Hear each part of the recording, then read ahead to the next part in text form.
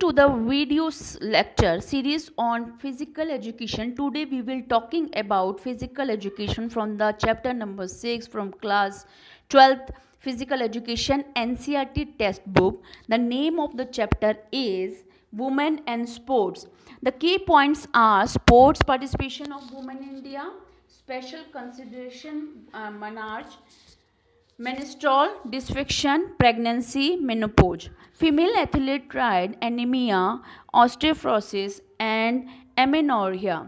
Psychological aspect of women athlete, sociological aspect of sports participation, and ideology. Okay.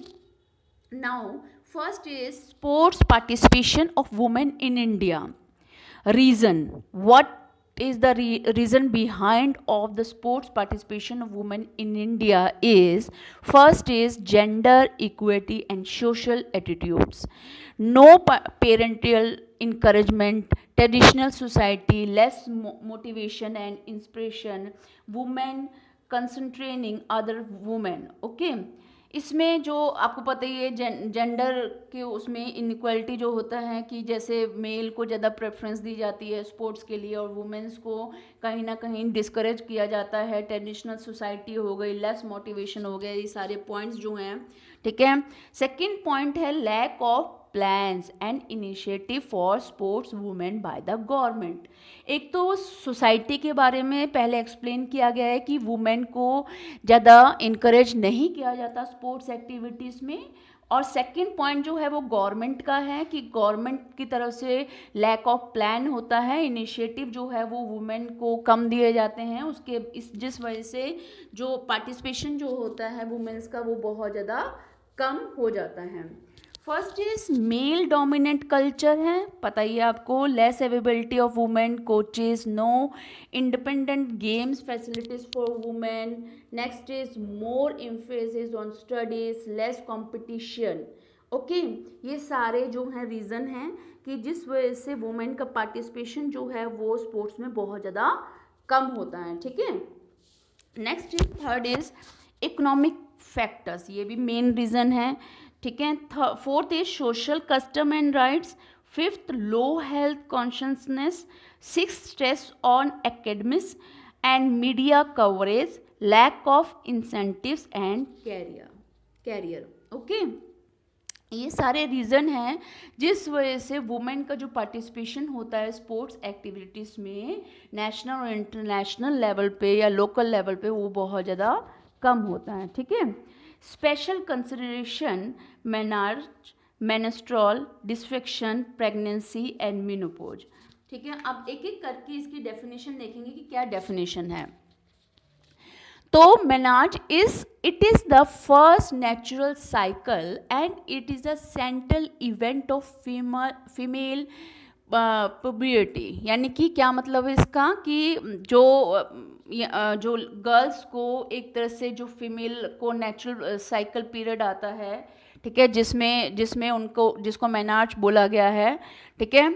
Second is menstrual dysfunction, painful and irregular menstrual cycle of women to be on the rise with the decreasing involvement of the women in the physical fitness and indoor sports. ठीक है.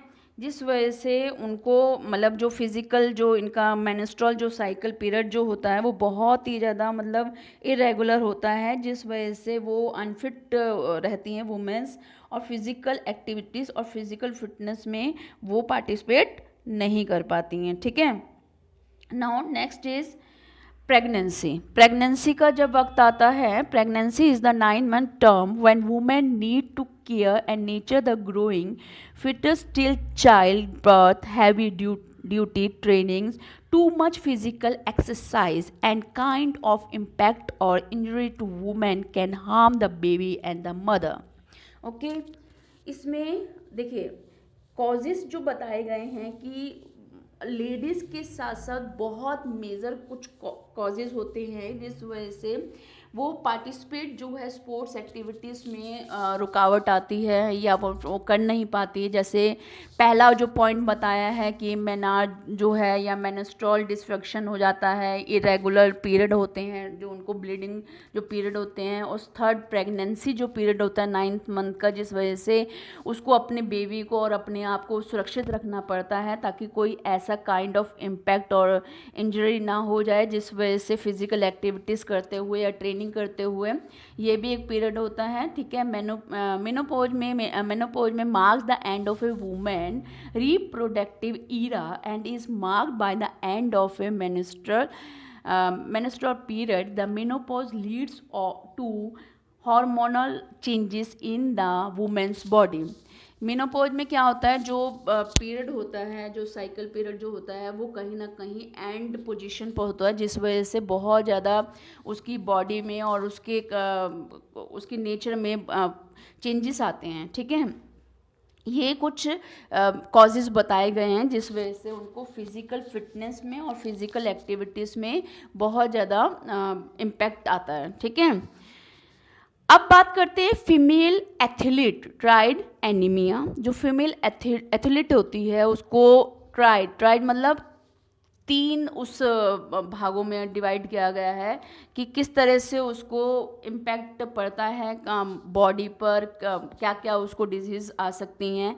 Anaemia की problem हो सकती है उसको, osteoporosis की problem हो सकती है उसको, और उसको क्या प्रॉब्लम हो सकती है, एमेनोरिया की।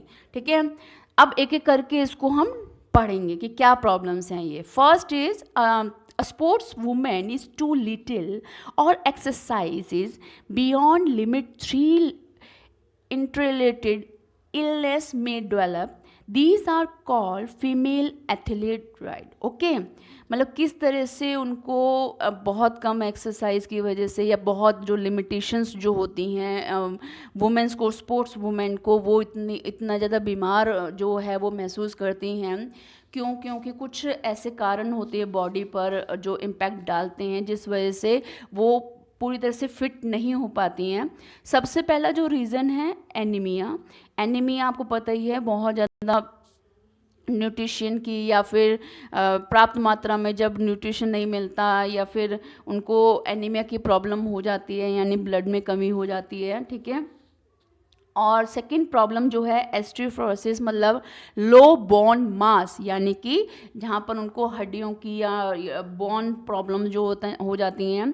और थर्ड इज एमेनोरिया में absence of A menstrual period for more than 6 months. अभी हमने पढ़ा है इसको कि 6 महीने तक जो है उनको मोर देन 6 मंथ तक उनको मेंस्ट्रुअल प्रॉब्लम हो जाती है, और जिस वजह से उनको पीरियड जो नहीं आते हैं।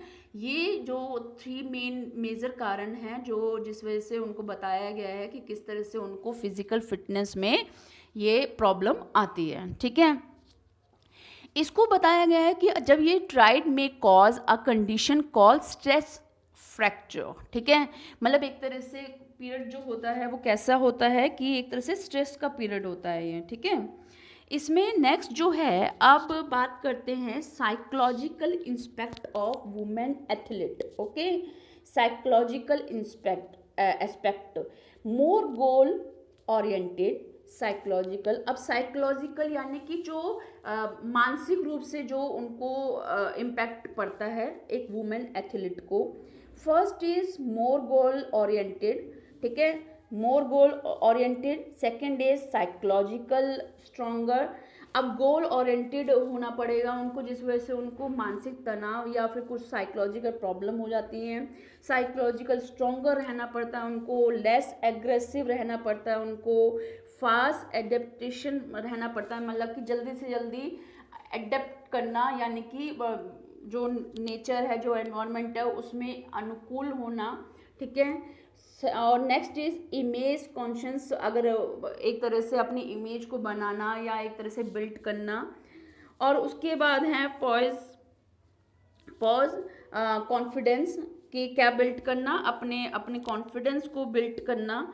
और उसके बाद में आत्मविश्वास लेकर आना। पॉज मतलब आत्मविश्वास लेकर आना।